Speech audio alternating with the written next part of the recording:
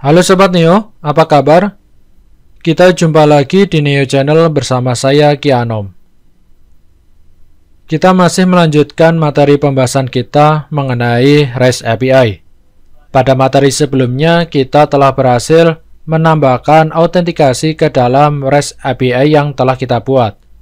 Nah, pada materi di video sesi kali ini, kita masih akan membahas mengenai autentikasi yang akan kita tambahkan ke dalam REST API kita. Nah, kemarin kita telah membahas ada beberapa cara untuk autentikasi. Yang pertama ada key, kita bisa menggunakan key, lalu kita bisa menggunakan login, token, lalu digital certificate, dan masih banyak lagi cara untuk autentikasi. Nah, pada materi sebelumnya mengenai autentikasi, kita telah membahas dua hal, yaitu autentikasi menggunakan key dan juga login. Nah, untuk autentikasi menggunakan key, kemarin kita telah membuat yaitu REST API key. Nah, untuk login kemarin kita telah menerapkan login ke dalam REST API kita. Nah, pada materi kali ini, kita akan mencoba autentikasi lain, yaitu menggunakan yang namanya token. Nah, token yang nanti akan kita pakai pada materi kali ini, kita mengenalnya dengan nama JWT. Nah, JWT adalah singkatan dari JSON Web Token. Nah, untuk JWT ini sebenarnya adalah salah satu token yang dapat kita gunakan. Sebenarnya ada token-token lainnya. Nah, pada materi kali ini kita akan membahas secara spesifik mengenai JWT atau JSON Web Token. Nah, apa itu JWT? Kita harus mengenal terlebih dahulu mengenai JWT sebelum kita menerapkan JWT ke dalam REST API kita. Nah, untuk JWT itu singkatannya tadi telah kita sebutkan, dia adalah JSON Web Token, di mana untuk token ini nanti akan berbasis JSON. Nah, JWT itu apa? JWT ini adalah sebuah token yang berbentuk JSON yang memiliki informasi yang dibutuhkan untuk proses pengecekan.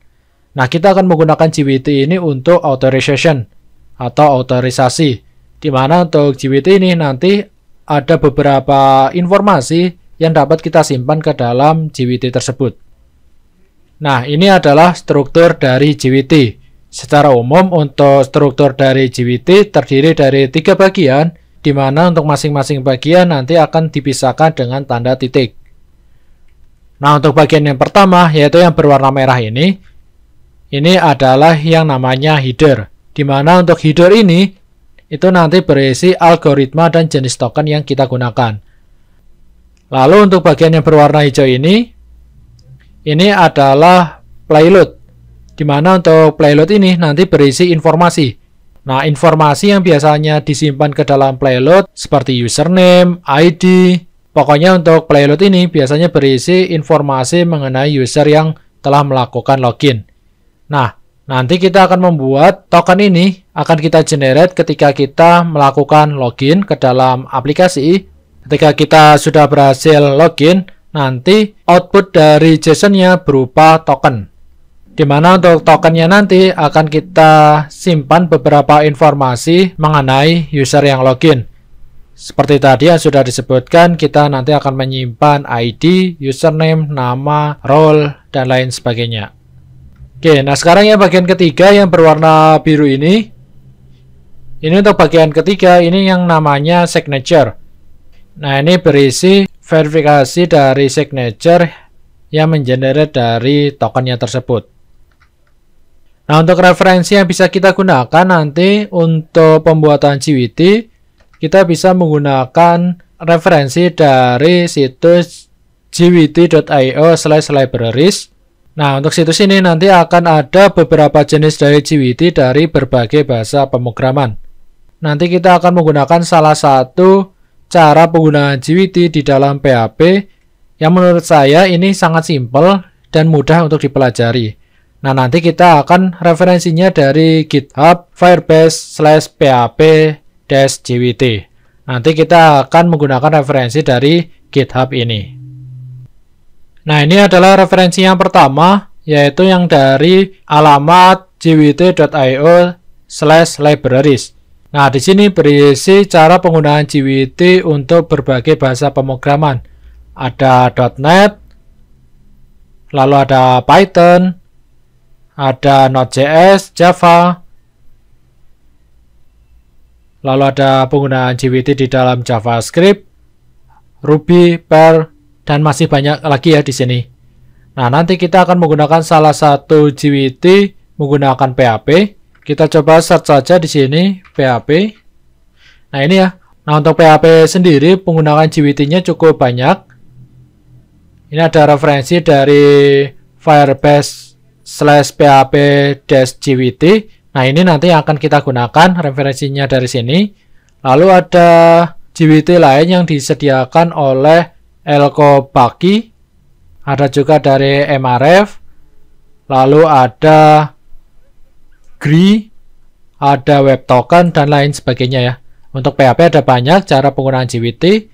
Nah, nanti kita akan menggunakan salah satu saja, yaitu yang referensinya dari Firebase/php-jwt. Nah, untuk JWT yang nanti akan kita gunakan dari Firebase, ini adalah link GitHub-nya. Kita akan menjalankan Composer ke dalam terminal aplikasi kita. Nah, nanti kita akan menginstal library dari Firebase/php-jwt ini. Oke, mungkin untuk lebih mempersingkat waktu, kita langsung saja ke codingannya. Silakan teman-teman buka aplikasi web service milik teman-teman. Nah, sekarang kita coba instalasi untuk JWT-nya. Kita buka terminal, pilih new terminal, atau teman-teman bisa tekan Ctrl backtick di dalam keyboard teman-teman. Nah, nanti akan terbuka terminal seperti ini jika teman-teman menggunakan Visual Studio Code. Nah, lalu untuk script komposernya, ini silakan teman-teman copy saja. Lalu teman-teman tinggal pastekan ke dalam terminalnya. Jika sudah, tinggal enter saja. Lalu kita tunggu proses instalasinya sampai selesai. Untuk kecepatan instalasi tergantung dari kecepatan internet teman-teman. Kita tunggu prosesnya sampai selesai. Oke, ini sudah selesai. Dan ini ada beberapa script yang error. Tapi sepertinya ini tidak masalah. Sekarang kita coba cek ke dalam vendor. Lalu kita cek di sini jika sudah ada muncul Firebase ini yang di dalamnya ada php-jwt, berarti instalasi library JWT-nya sudah berhasil. Di dalamnya ada source. Nah, untuk source ini ada beberapa file yang nanti bisa kita gunakan untuk JWT-nya. Ada JWK, JWT, dan lain sebagainya. Oke, kita sudah berhasil instalasi. Nah, sekarang kita akan menerapkan JWT ke dalam web service kita. Nah, JWT ini nanti tokennya ini akan di-generate ketika kita sudah berhasil login. Nah, untuk login kita membutuhkan username dan password. Kita butuh data user untuk melakukan login. Berhubung kita belum memiliki data user, kita tambahkan terlebih dahulu untuk data usernya. Silakan teman-teman buka DBMS teman-teman, bisa SQLiOC maupun PHPMyAdmin. Lalu ke database web service, kita tambahkan tabel baru di sini. Kita bisa klik kanan di tabel, lalu create tabel. Kita buat saja nama tabelnya adalah user. Lalu untuk kolomnya ada ID, lalu ada name, ada username, password. Oke, mungkin hanya 4 ini saja. Untuk ID-nya kita gunakan integer. Lalu untuk name kita gunakan varchar 50. Panjangnya 50. Lalu untuk username kita gunakan varchar juga. Panjangnya mungkin 20 saja. Lalu untuk password kita gunakan varchar juga. Karena password ini nanti akan kita enkripsi, kita buat panjangnya 255. Untuk ID kita set primary key dan auto increment.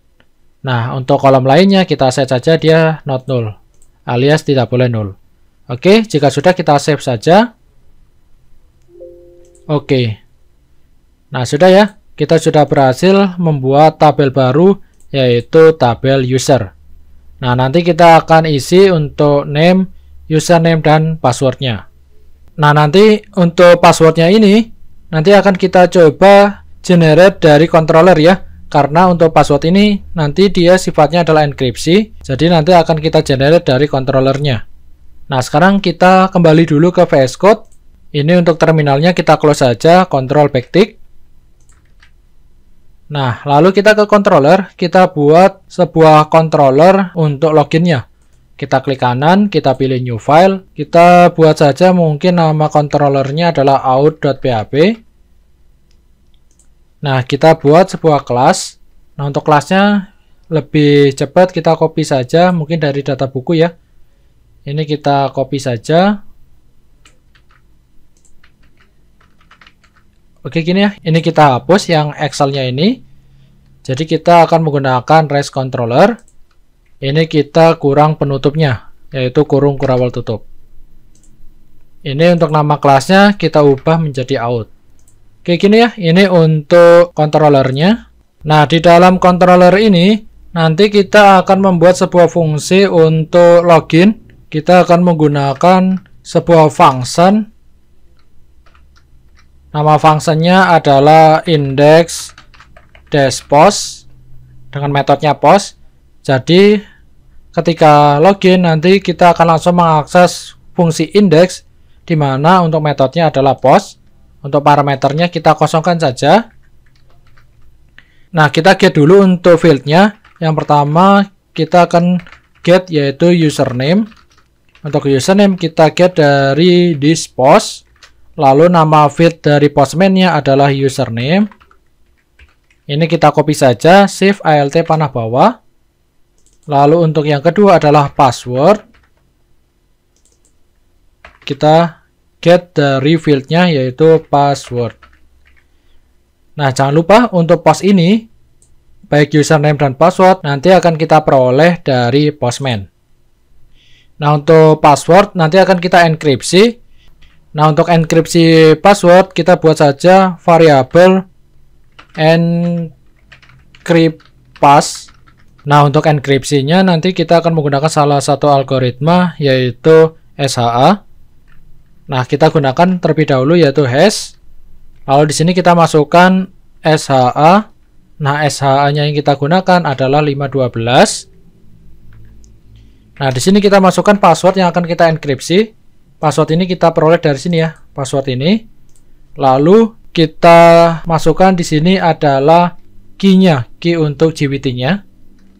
Kita bisa gunakan key seperti ini. Nah, untuk key-nya mungkin kita tambahkan di sini saja, kita buat di sini saja key. Nah, untuk key bebas ya, random saja 1 2 3 4 5 6 7 8 9 0. Oke, gini. Kita coba untuk vardam dulu ya. Kita coba vardam. Kita lihat untuk encrypt passwordnya. Jangan lupa kita die. Oke, sudah. Ini kita simpan. Silakan teman-teman buka Postman. Untuk Postman-nya kita gunakan web service. Kita buat request baru di sini ya. Kita klik kanan. Kita pilih add request. Nah, untuk request-nya kita buat namanya out. Lalu untuk URL-nya kita samakan dengan buku ya. Kita copy saja dari buku, tinggal di sini untuk controllernya yaitu out. Untuk metodenya adalah post. Karena post kita tidak menggunakan parameter. Nah ya, kita gunakan body. Nah, untuk body-nya kita gunakan yang form URL encoded ini. Kita masukkan key-nya, yang pertama adalah username. Dan key yang kedua adalah password. Nah, username dan password itu diperoleh dari mana? Yaitu dari sini ya, kita sesuaikan dengan pengaksesan post ini, yaitu username dan password. Nah, kita coba untuk username-nya adalah admin, password-nya adalah 123456. Oke, kita coba send. Kita send. Nah, di sini untuk outputnya adalah unauthorized, berarti kita butuh autorisasi. Oh ya, ini kenapa? Karena kemarin pada materi sebelumnya kan kita telah membuat API key dan juga user login. Nah, jadi untuk pengaksesan ini kita harus menambahkan API key dan juga user loginnya. Nah, tapi itu bisa kita matikan. Kita coba matikan saja. Kita buka VS Code, kita ke vendor, lalu ke Kirschkaker GUIS, kita ke source, lalu kita ke rest. Nah, untuk API key-nya kita matikan saja. Nah, ini ya. Rest enable keys. Ini kita false saja. Dan satu lagi kemarin rest login. Nah, ini untuk rest login-nya ini kita false saja. Oke, gitu ya. Jadi kita false untuk rest out-nya dan juga rest key-nya tadi. Oke, ini kita simpan. Lalu kita coba lagi di Postman, kita kembali ke Postman, lalu kita coba send. Nah, hasilnya seperti ini ya. Sepertinya untuk enkripsinya ada yang salah. Oke, ini untuk tampilannya saya ubah dulu biar atas bawah saja, biar lebih enak ya. Kita ke setting.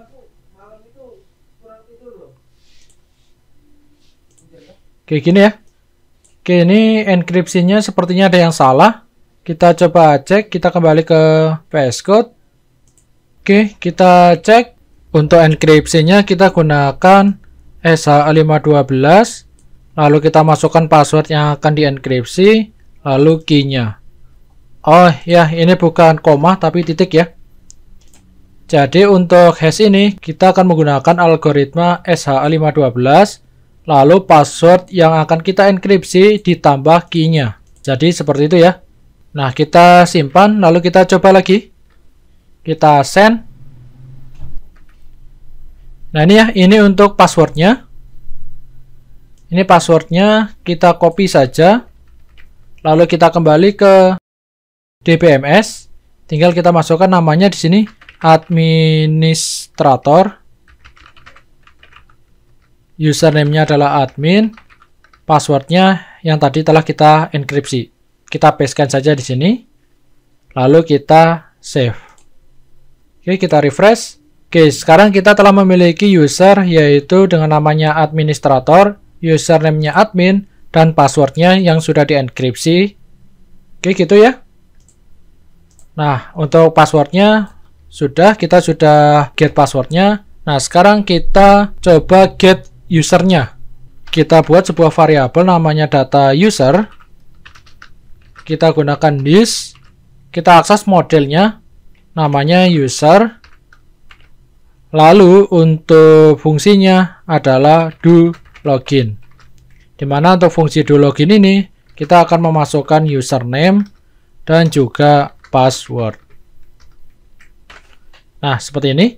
Nah, sekarang kita buat dulu untuk model user dan juga untuk fungsinya namanya do login. Kita ke model, kita buat saja, kita klik kanan, new file. Untuk modelnya kita buat namanya adalah m_user.php.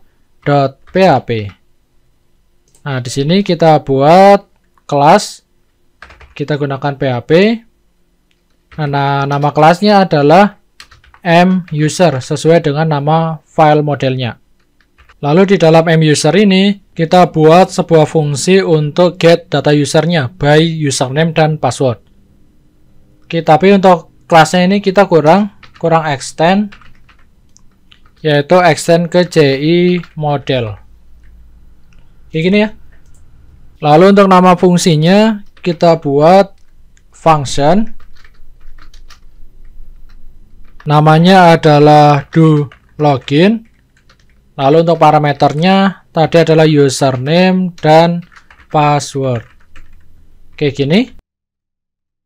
Nah, sekarang kita tinggal buat query-nya. Kita gunakan query builder.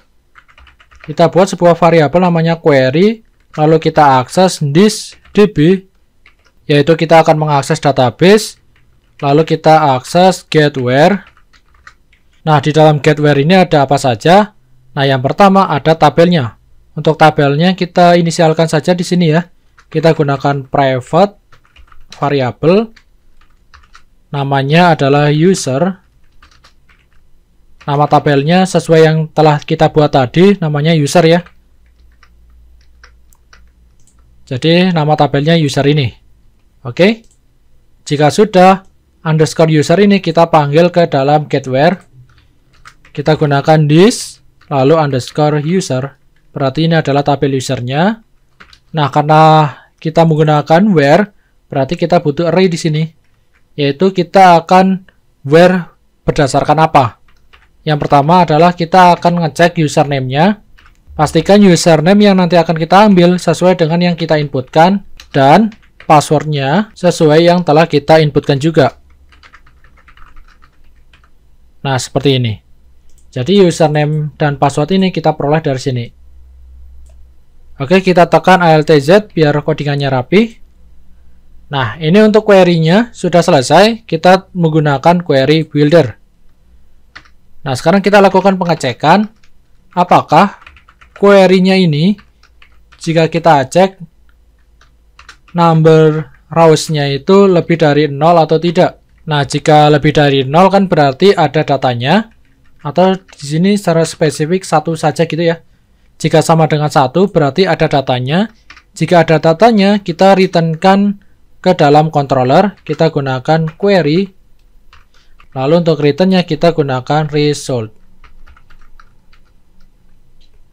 Nah, seperti ini. Jika tidak, kita returnkan apa? Yaitu false. Kita simpan. Nah, ini artinya kita akan mencoba nge-get atau mendapatkan data dari tabel user, di mana data yang akan kita peroleh adalah data yang username dan passwordnya sudah kita inputkan di sini.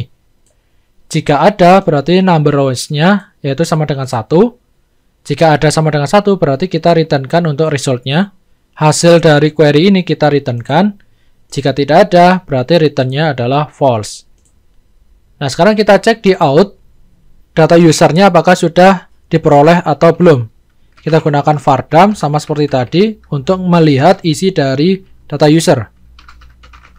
Jangan lupa untuk menghentikan proses, kita gunakan die. Oke, kita simpan.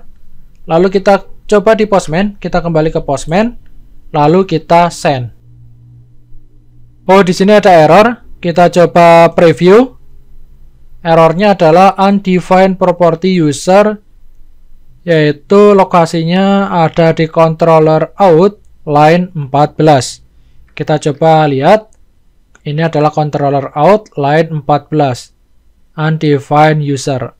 Oh ya, kita menggunakan model, tapi untuk modelnya belum kita panggil ke dalam controller ini. Nah, untuk modelnya kita panggil di dalam construct ini ya. Untuk construct-nya kita copy saja dari data buku. Nah, ini construct-nya kita copy. Lalu kita pastekan di sini. Tinggal untuk modelnya kita panggil di sini m-user. Kita inisialkan untuk m-user adalah user. Oke, gini ya. Lalu untuk pemanggilan di sini, user ini, teman-teman bisa menggunakan m-user atau user. Jadi salah satu bisa teman-teman gunakan di sini ya. Jika di sini tidak ada inisialnya seperti ini, jadi hanya model m-user ini, berarti untuk di modelnya itu harus m-user. Jadi ini harus m-user. Tapi karena tadi sudah kita inisialkan di sini menjadi user, berarti teman-teman bisa menggunakan m-user atau cukup user sesuai dengan inisialnya. Oke, kita simpan, lalu kita coba send lagi ke dalam Postman. False ya, berarti datanya tidak berhasil diperoleh. Karena apa? Di login kita sudah mengirimkan username dan password. Oh ya, untuk passwordnya, password yang sudah dienkripsi ya. Kita gunakan encrypt pass, karena di dalam database, di dalam tabel user, passwordnya sudah dienkripsi.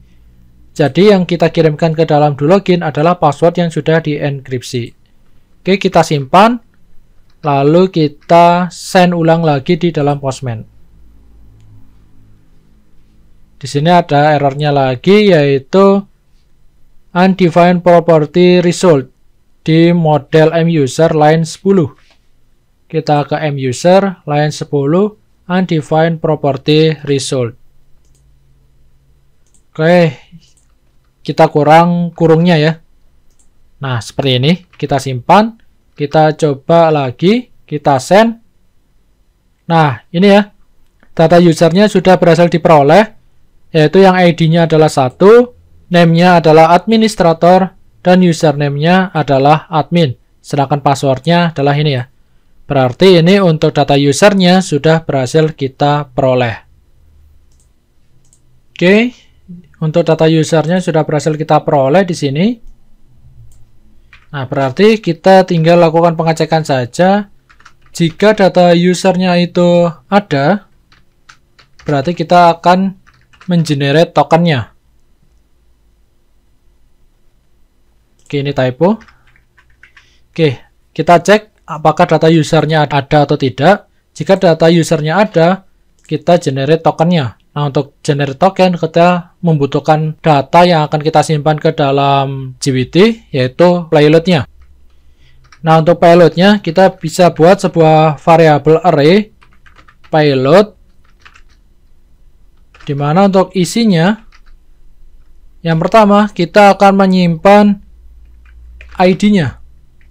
ID-nya akan kita simpan, yaitu kita peroleh dari data user, ID. Lalu selain ID, kita akan menyimpan juga untuk name-nya.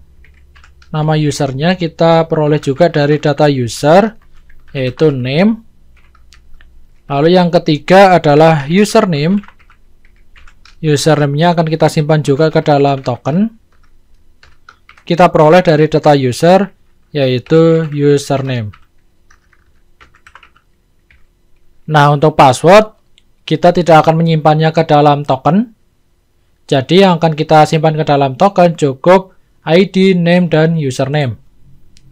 Lalu kita juga perlu tambahan yaitu IAT. IAT ini dia akan menyimpan kapan token di-generate. Nah, untuk generate token ini kita akan gunakan timestamp, yaitu waktu saat ini.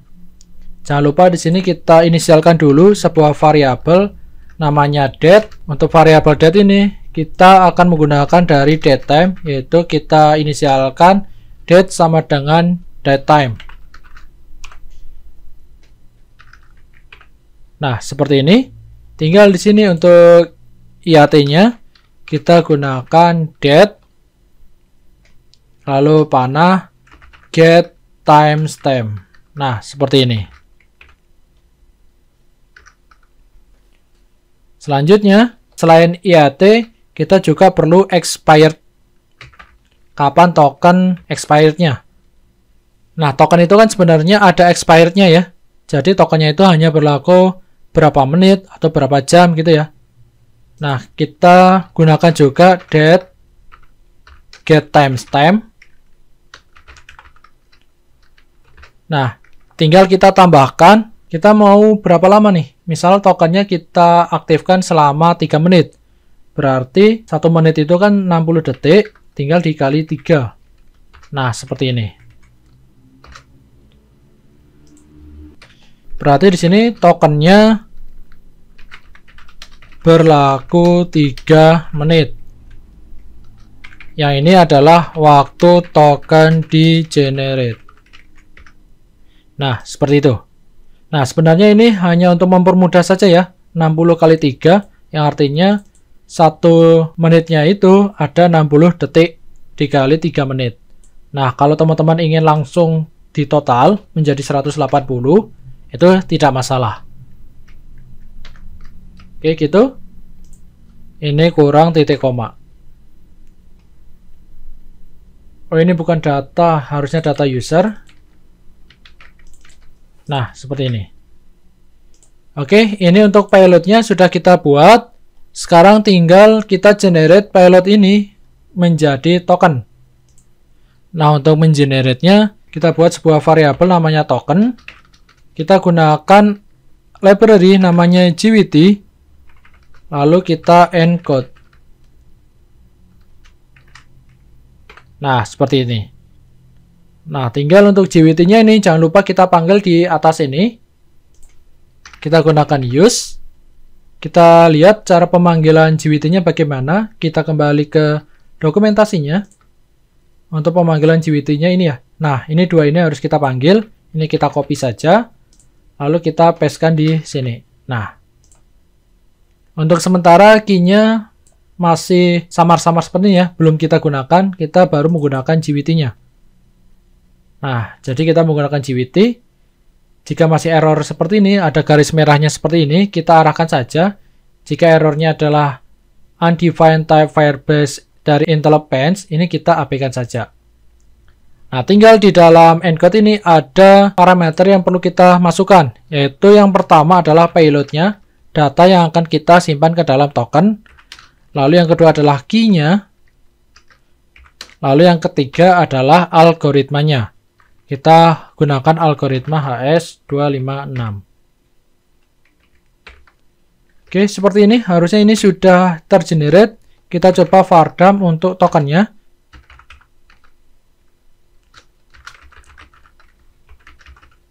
Nah, ini ya. Jangan lupa die. Kita simpan. Kita coba jalankan postman-nya. Kita kembali ke postman. Kita send. Oke, di sini ada error controller out 26. Kita lihat 26. Oh, ini tidak bisa ya. Ini tidak bisa, kenapa? Atau kita coba vardam lagi di sini. Kita lihat kenapa untuk data user ID-nya itu dia error. Data user panah ID, jangan lupa kita die juga di sini. Kita simpan, lalu kita send ulang. Oh, dia undefined property ID. Oh ya, untuk login dia menggunakan result ya. Kalau menggunakan result berarti kita tambahkan 0 di sini.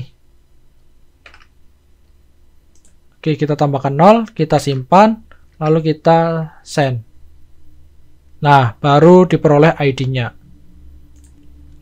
Karena result itu nanti sifatnya dia adalah array. Jadi untuk pengaksesannya kita harus menggunakan array, yaitu 0. Oke, gitu ya. Berarti di sini untuk data usernya dia butuh pengaksesan array yaitu 0. Oke, kita simpan. Ini vardamnya kita hapus saja, kita simpan lagi. Kita kembali ke postman, kita coba send. Nah, ini untuk tokennya sudah berhasil di generate. Nah, sekarang tinggal kita buat untuk outputnya dia berupa JSON.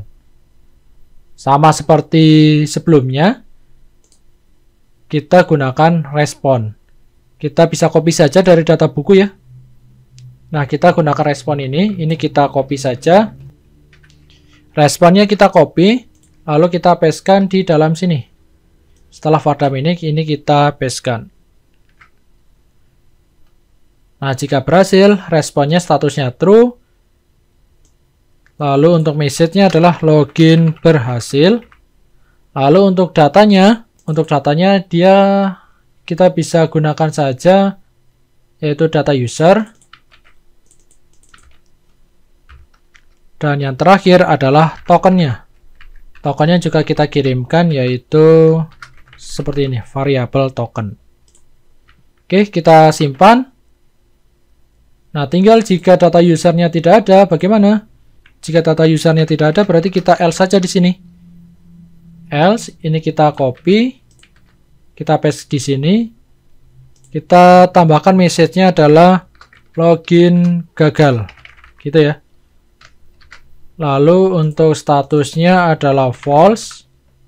Ini resultnya tidak ada, tokennya juga tidak ada. Dan untuk status code-nya kita gunakan HTTP.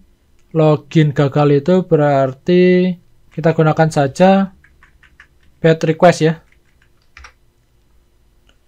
Sedangkan jika login berhasil, kita gunakan status code-nya adalah OK. Oke, kita simpan. Lalu kita coba send ulang. Nah, nanti outputnya seperti ini, JSON-nya seperti ini. Jadi ada statusnya true, message-nya login berhasil, lalu result-nya yang pertama adalah data user-nya. Oh, ini ada password-nya ya. Harusnya password-nya tidak perlu kita tampilkan, jadi kita hanya menampilkan ID, name, dan username. Nah, sekarang di sini sudah ada tokennya. Kita hilangkan untuk password-nya. Kita gini saja ya. Kita buat sebuah array. Ini kita hapus, kita buat array seperti ini. Nah, isinya 3 ini saja. Ini kita copy lagi, kita pastekan di sini. Nah, seperti ini.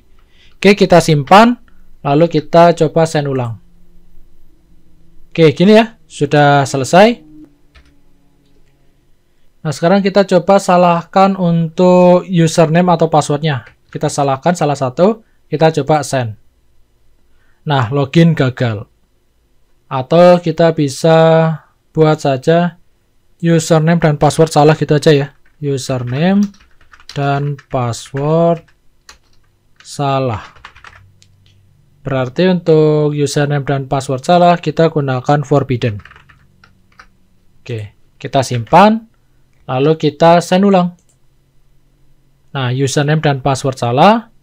Nah, jika benar kita send, maka output JSON-nya adalah seperti ini. Kita sudah berhasil di-generate-kan tokennya.